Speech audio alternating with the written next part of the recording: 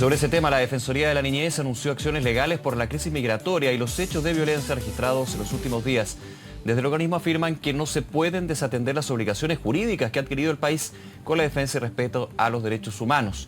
Para hablar del tema estamos justamente con la Defensora de la Niñez, Patricia Muñoz. Patricia, como siempre, muchas gracias por estos minutos. Buenos días.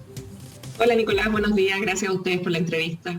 A ver, ¿qué tipo de acciones legales podría incurrir la Defensoría de la Niñez y los argumentos también en base a los hechos que vimos el sábado, pero también más allá de lo inhumano y la condena transversal que se ha dado a la imagen que estamos viendo hasta ahora, Patricia, lo que está sucediendo con respecto a la crisis migratoria, y no solamente en Iquique, sino en distintos puntos del país? Sí, bueno, la verdad, Nicolás, es que nosotros ya ejercimos las acciones. Nosotros deducimos el día sábado un recurso de protección, no por los hechos que se están exhibiendo en este momento, ¿no?, que ocurrieron con posterioridad, sino que más bien por la manifiesta omisión arbitraria e ilegal en la que ha incurrido el Estado de Chile a través de distintos órganos que son contra quienes nosotros hemos presentado el recurso, particularmente el Ministerio de Desarrollo Social y Familia, la Ceremi regional de Tarapacá de Desarrollo Social y Familia, la Subsecretaría de la Niñez y el delegado regional, el delegado presidencial regional. Sí. La verdad, Nicolás, es que nosotros desde octubre del año 2020 es que estamos pidiendo insistentemente que la situación de la migración en la zona de Tarapacá se aborde sobre la base de aquellas exigencias que imponen los derechos humanos a nuestro país. Y como queda de manifiesto, en razón del desalojo que se produjo el día viernes, no se hizo nada de aquello que correspondía realizar por estos órganos del Estado, quienes tienen el deber de asegurar el ejercicio de los derechos, particularmente en el caso que a nosotros nos compete, de los niños, niñas y adolescentes y también lactantes, migrantes que estaban en esta situación de calle, evidentemente en una situación de vulneración manifiesta de sus derechos. Esto motiva la presentación de nuestra acción constitucional, que por supuesto nosotros esperamos que no solo se declare admisible, sino que también sea acogida, porque lo que ocurre con posterioridad, y que son las imágenes a las que estamos observando, que son realmente dramáticas, genera mucha impotencia e incomprensión, ¿no es cierto?, desde cómo puedes llegar a agredir tan violentamente a personas que prácticamente no tienen nada. Lo que esperamos es que el gobierno de Chile asuma sus responsabilidades, y ahí tomo lo que tú planteas en términos de la pregunta, ¿no es cierto? La política migratoria, que tiene todo el derecho de regular efectivamente de qué manera recibe a población migrante, no puede eximir al gobierno, independiente de quien sea quien lo conduzca, de las obligaciones que los derechos humanos le imponen. Y acá hay personas que son solicitantes de refugio. Se requiere la determinación en cada uno de los casos de estos migrantes de las necesidades que se tengan, y se debe proveer condiciones de dignidad para poder desenvolverse al interior de un país al que ellos han migrado y en el que esperan, por cierto, que sus derechos sean protegidos y no vulnerados como lo están siendo de aquel país del que provienen. Y eso es lo que no hemos observado en todo este tiempo, que te insisto, Nicolás, es bien relevante en la temporalidad, porque cuando tú desde un año atrás estás diciendo que esto va a ser un problema y estás pidiendo acciones concretas, y lo que ves es que nada de lo que se debe hacer se hace, no queda más que concluir que acá ha habido una inacción indebida del Estado, a lo que se suma además, como lo hemos conversado en otras oportunidades, una política, particularmente desde el Ministerio del Interior y Seguridad Pública, que ha trasuntado en una concepción equivocada de parte de la población chilena de quiénes son quienes migran, ¿no?, con una asociación permanente a la delincuencia, a la criminalización, en circunstancias que aquello no se condice con la realidad. Y bueno, tenemos gente que entiende ese tipo de mensajes de una manera como la que estamos observando, con las graves consecuencias que ello significa. ¿Cuáles son las acciones concretas, Patricia, que se buscarían acá, que se deberían? Se habla, y por lo que entiendo de tus declaraciones, una ausencia de Estado, como tantas veces he escuchado en otras ocasiones. Falta también de acción por parte de otros organismos que no consideramos muchas veces en esta situación, en el resguardo de, en el caso de la Defensoría, niños, niñas y adolescentes, pero los migrantes en general, el Ministerio de Desarrollo Social y Familia, por ejemplo. ¿Cuáles son las acciones que faltan ahí y cómo se tienen que aplicar y lo que buscan ustedes? Sí.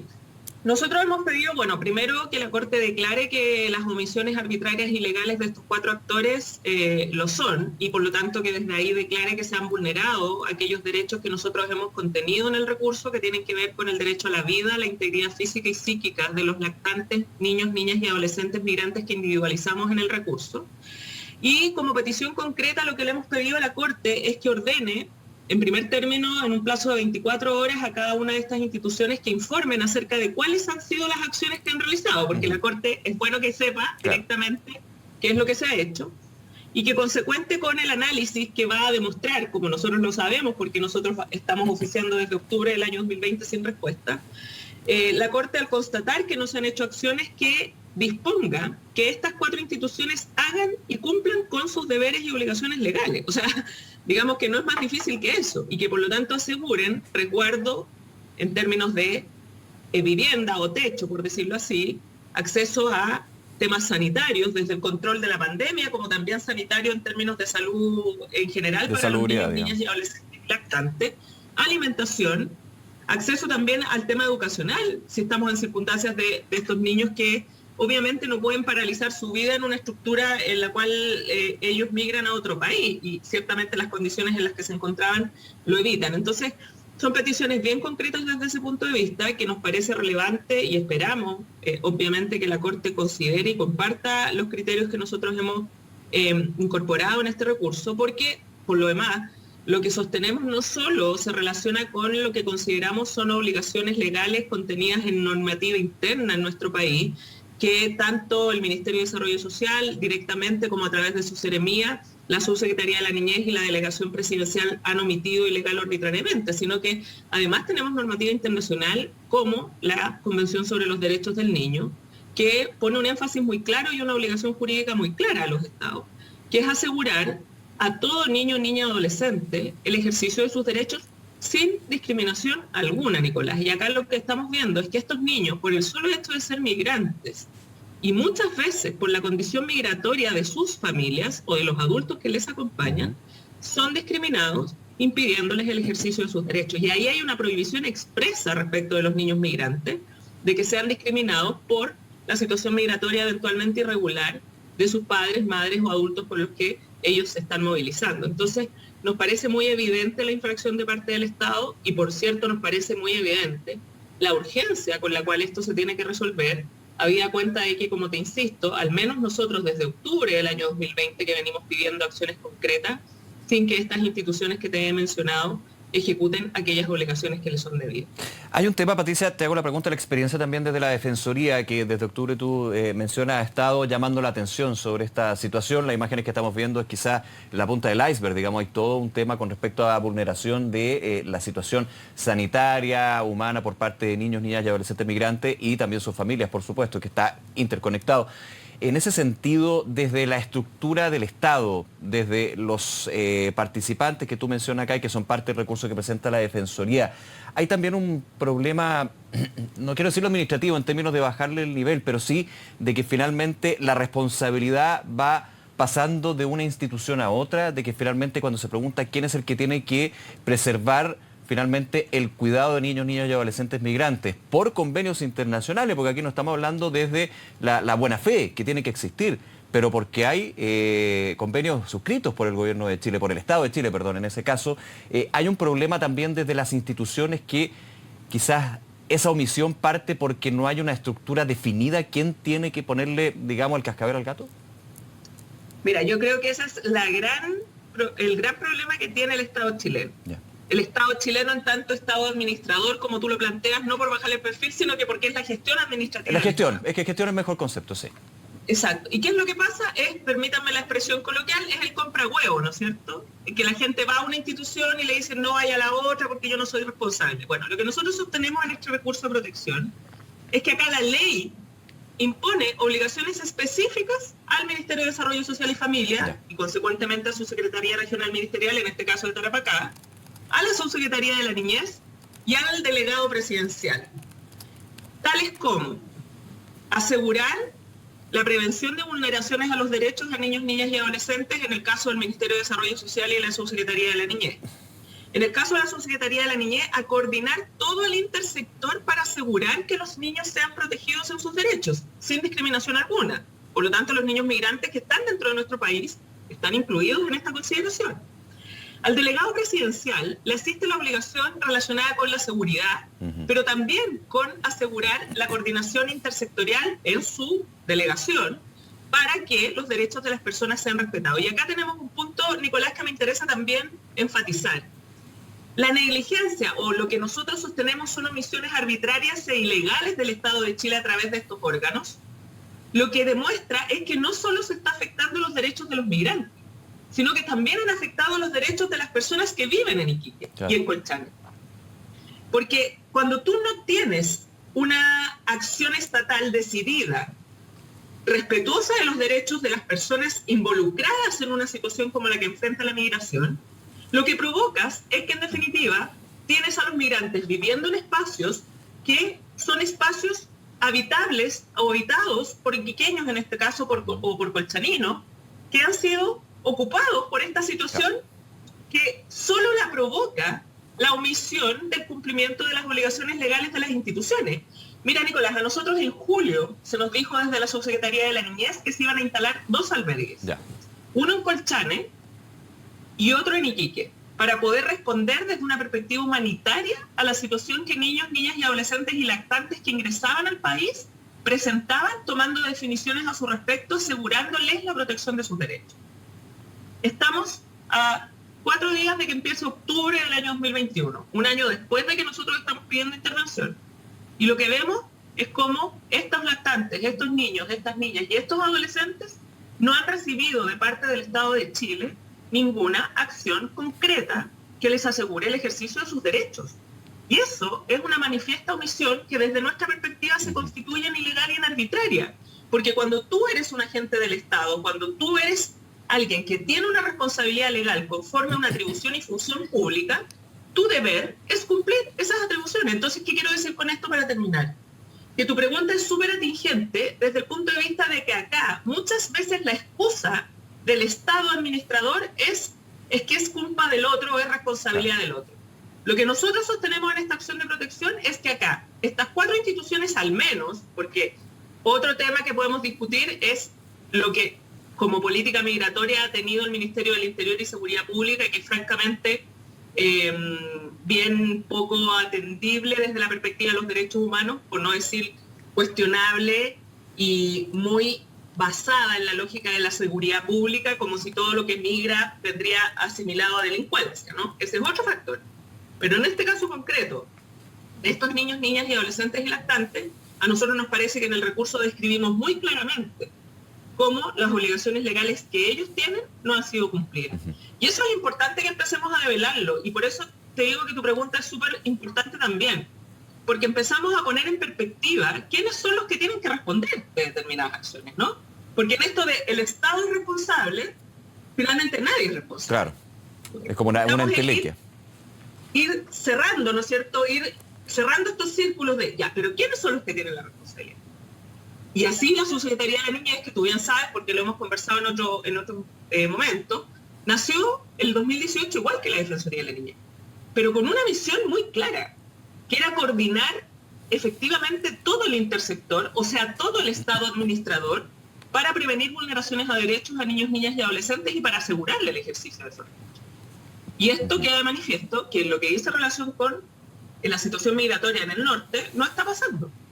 Y no se está cumpliendo la labor, así como tampoco se está cumpliendo la labor de asegurar en términos de seguridad social, que le corresponde al Ministerio de Desarrollo Social y Familia, a estas familias, a estos niños, niñas y adolescentes involucrados, y el delegado presidencial tampoco ha sido capaz ni de satisfacer la protección de los migrantes, ni tampoco la seguridad de los iquiqueños o colchaninos, que en el fondo se han visto enfrentados también a esta situación, y con ello estoy dejando fuera, por supuesto, a quienes han delinquido de manera tan violenta en contra de los migrantes, como lo hemos visto en las imágenes que ustedes están exhibiendo. Patricia, en los minutos que nos quedan de conversación quiero ir a otro tema. Por supuesto vamos a estar muy atentos a lo que son las acciones por parte de la Defensoría y cómo se va desarrollando y discutiendo sobre el tema de la crisis migratoria. Pero quiero ir al kinder obligatorio, otro tema que también ha tenido reacción por parte de la Defensoría de la Niñez. Ustedes criticaron de que la semana pasada la Cámara de Diputadas y Diputados rechazara el veto presidencial con respecto al kinder obligatorio. ¿En qué se basa esa crítica y cuál es la preocupación que tienen con respecto a cómo se ha ido desarrollando, más allá del proyecto, este tema en particular, el del kinder obligatorio en Chile? Sí, bueno, muy llamativo. Yo lo he sostenido en conversaciones anteriores. En un principio este proyecto había sido aprobado unánimemente en la Cámara, luego empieza a tener estas especies de críticas y cuestionamientos, y nos parece que una vez más acá se ha exhibido una manifestación bien lamentable, que los proyectos de ley relacionados con infancia y adolescencia desafortunadamente sufren no con poca habitualidad, que es que la conversación se atrinchera, ¿no es cierto?, en esta lógica política de no ceder porque es mi adversario y por tanto no dar el pase, en circunstancias que acá hablábamos de un proyecto que lo que buscaba era satisfacer no solo la reforma constitucional que ya se hizo en 2013 en nuestro país. Esto es un proyecto que además incluso había sido propuesto o trabajado también por el gobierno de la presidenta Bachelet, sino que también decía relación con satisfacer las exigencias o los compromisos que hemos adquirido a nivel internacional en los objetivos de desarrollo sostenible de la Agenda 2030, donde la obligatoriedad que hemos adquirido tiene que ver con priorizar esta etapa formativa tan central, Nicolás, para el desarrollo de cualquier persona en lo futuro, ¿no? Efectivamente en Chile, y esto es una buena noticia, nosotros tenemos una amplia matrícula en esta etapa, en el kinder, pero lo cierto es que queda un porcentaje que aún resta y que además tenemos que hacernos cargo de un desafío que no es menor, que tiene que ver con el ausentismo. O sea, si bien hay una alta matrícula en el kinder, hay muchísimo ausentismo también. Entonces, este proyecto también buscaba abordar esa situación. Surgieron muchas expresiones en contra del proyecto asociado al tema del lucro, asociado al tema de la escolarización temprana y la verdad, o a esta supuesta exigencia que se imponía en términos de que nadie que no hubiese cursado kinder podría ingresar a primero básico. Claro, todas situaciones que son fácilmente descartables si es que uno confirma y lee en definitiva lo que se pretendía aprobar legislativamente. Entonces, acá el llamado que nosotros como Defensoría de la Niñez hacemos, y lo hacemos cada vez que participamos en una discusión legislativa en el Congreso, es que entendamos que la obligación que tenemos como agentes del Estado, quienes somos funcionarios públicos, y de eso no están exentos ni las y los parlamentarios, es poner como consideración primordial de nuestras decisiones el interés superior de niños, niñas y adolescentes. Si eso hubiese pasado en este caso, como hubiese pasado en otros casos como en la Ley de Educación Sexual Integral o en la misma Ley de Garantía que tú bien conoces porque hemos conversado varias veces de eso, sí. Obviamente habríamos tenido una noticia positiva en relación con el kinder y este se habría aprobado, porque en ningún caso este proyecto venía a perjudicar la situación de los derechos de los niños, muy por el contrario, sino que a favorecer la posibilidad de que en esta etapa, insisto, Nicolás, crucial para la vida de las personas, se pudieran generar instancias formativas para todos y todas sin exclusión alguna. Entonces, ese es nuestro llamado, nos cuesta que se entienda, porque te digo que finalmente termina primando este atrincheramiento político en que por no concederle algo a mi adversario, termino relegando a quienes son los destinatarios de mi función pública. Y ese es un llamado que yo creo que tiene que ser acogido en algún momento por el Congreso. Y tomando tus palabras, Patricia, para fundamentar eso, que finalmente desde el gobierno, el oficialismo, se hablaba más bien de un sacar cuentas, una pelea política. Está bien, la política está dentro del debate legislativo, tiene que haber política, pero cuando hay una pelea ideológica, que ya es otro nivel, digamos, y la ideología tampoco es malo, digamos, pero cuando finalmente se anteponen los intereses, en este caso de los niños y niñas, es un tema, y ahí quiero ir al punto. Tú señalabas argumentos que se dieron desde la oposición, como la escolarización temprana, la obligatoriedad del kinder para poder llegar a primero básico, por ejemplo, y también en términos de cobertura. A juicio de la Defensoría de la Niñez, ¿son argumentos no válidos en términos que se caen por la evidencia, como lo ha dicho el gobierno? Tal cual. Ya. Y en eso nosotros somos súper claros. Y creo que también lo hemos hablado, Nicolás, cuando hemos hablado de la ley de garantía. Sí. Yo creo, y me parece que en cualquier democracia uno debe esperar y entender que es muy legítimo disentir, ¿no es cierto? Yo puedo tener una opinión. Puedo creer que esta es una buena ley y el adversario político o quien está en el otro lado político puede creer que no es una buena ley. Eso me parece que es súper necesario porque es imprescindible para un proceso democrático. Lo que a nosotros no nos parece como Defensoría de la Niñez, y a mí no me ha parecido nunca, es la deslealtad en el debate, en el fondo, ¿no? Cuando tú utilizas para derribar el argumento de tu contrario cosas o expresiones que no se condicen con la realidad. Entonces, cuando tú escuchas que con este proyecto lo que se hace es impedir que quienes no hayan cursado el kinder ingresen a primero, eso no es verdad. Cuando tú dices que este proyecto produce escolarización temprana, en circunstancias que este proyecto no modificaba nada del currículum y por lo tanto todo lo que tiene que ver con la educación parvularia está regulado y supervisado por la Subsecretaría de Educación Parvularia, como también por la Agencia de Calidad de la Educación, tú te das cuenta que eso no es verdad. De hecho, si no me equivoco, el proyecto también apuntaba al juego como base del desarrollo de la educación temprana. Es que es esencial. Claro. Es que es esencial, porque en la etapa de la que estamos hablando, tú no puedes enseñar de otra manera. Claro. Y eso está regulado desde el punto de vista curricular, con la especialización que tienen que tener quienes desarrollan los currículos en esta etapa. Entonces, ¿cómo tú vas a sostener que acá se produce escolarización temprana como si a los niños de kinder les empezaras a enseñar como si estuvieran en primero o en tercero básico, cuando eso no es real? Si además no se modificaba el currículo. Entonces, ese es el tema que muchas veces nos pasa a nosotros y que observamos permanentemente como Defensoría de la Niñez, ¿no? Cómo se empieza a producir esta deslealtad en el debate. Y ahí es difícil porque se instalan ideas, y de hecho tú ves redes sociales respecto al kinder obligatorio, y es que hay una empresa de jardines infantiles que iba a comprar todos los jardines. Claro, ahí vamos tema del argumento de ir potenciando el lucro en la educación temprana. Por ejemplo, en circunstancias que eso está prohibido por la ley de inclusión, pero además que cuando hablamos de esto tú tienes un 97% de matrícula que se financia de una determinada manera y que nunca les ha preocupado respecto del supuesto lucro. Entonces, ¿por qué ahora en relación con este 3% se aparecía? Raro, ¿no? Bueno, esto demuestra una vez más, como te digo, que no se pone como consideración primordial los derechos de los niños, sino que finalmente termina siendo una pelea mezquina, si me permiten la expresión, entre quienes, en razón de sus posiciones políticas, quieren ganar o perder, o sea, siempre ganar, me imagino, un gallito determinado, pero que eso relega a una posición que no deberá ser a quienes son los protagonistas de la política pública, que en este caso eran los niños y niñas, que, como te digo, desde la perspectiva de la universalidad, tienen derecho y deben acceder a una educación inicial como esta, que es fundamental para sus etapas posteriores de la vida y que no es posible de recuperar. O sea, si ya tienes niños que no hicieron esta etapa previa, cuando ellos ya se escolarizan, tú ya no puedes volver a esa etapa inicial para enseñarles aquello, ¿no? Claro. ¿Me explico? Por lo tanto, el que no tuvo ese espacio ya no lo tuvo. Y es una etapa perdida que tiene incidencia muy relevante en el desarrollo final de ese niño o niña como persona, y por lo tanto para nosotros era relevante que eso se considerara, pero desafortunadamente no fue así. Ahora, también hay otro antecedente en este tema, si lo analizamos, Patricia, y sin hacer un juicio de valor, pero finalmente poniendo las cartas sobre la mesa, que es el track, la historia que ha tenido este proyecto cuando es ingresado. Tú lo mencionabas desde el gobierno de Michelle Bachelet, luego con las indicaciones y modificaciones que se hacen en el actual gobierno, es aprobado en su minuto, luego tiene que aparecer el veto aditivo, o sea, también en el trámite legislativo, como se ha comportado, uno podría decir por lo bajo que se generan ciertas inconsistencias en el resultado final que se obtiene, digamos, solamente en lo que es el track o la historia legislativa que ha tenido. Totalmente, totalmente, y eso es lo que más revela que finalmente también las posiciones van variando, parece, dependiendo de intenciones o más bien de situaciones políticas contingentes que se están viviendo.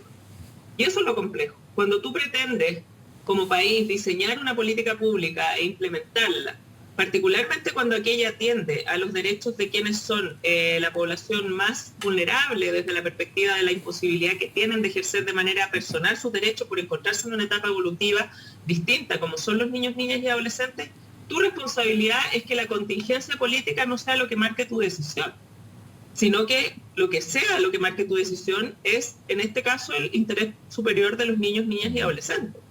Y eso vemos que no ocurre en este proyecto, no ocurrió como no ha ocurrido en otros proyectos. Y creo que la ley de garantía es una excelente manifestación de aquello. La ley de educación sexual integral también lo es, en su momento lo fue, el Servicio de Protección Especializada de la Niñez y la Adolescencia, y así suma y sigue. Y yo espero que en definitiva eso se logre comprender en algún momento y que la política, en términos de ejercicio público tan necesario en cualquier país, comprenda, y todos quienes la desarrollan comprendan que acá la responsabilidad que tienen como agentes del Estado de Chile es tener como consideración primordial el interés superior de este grupo de la población. Entenderles como sujetos de derecho, tratarles como sujetos de derecho y por lo tanto responder a aquello que estamos obligados desde hace más de 30 años en razón de la ratificación de la Convención sobre los Derechos Niños. De todas maneras, Patricia Muñoz, defensora de la niñez, como siempre, muchas gracias por conversar con nosotros aquí en Canal 24 Horas. Buen día. Gracias a ti, Nicolás, que estés muy bien. Buen día. Un abrazo. Vamos con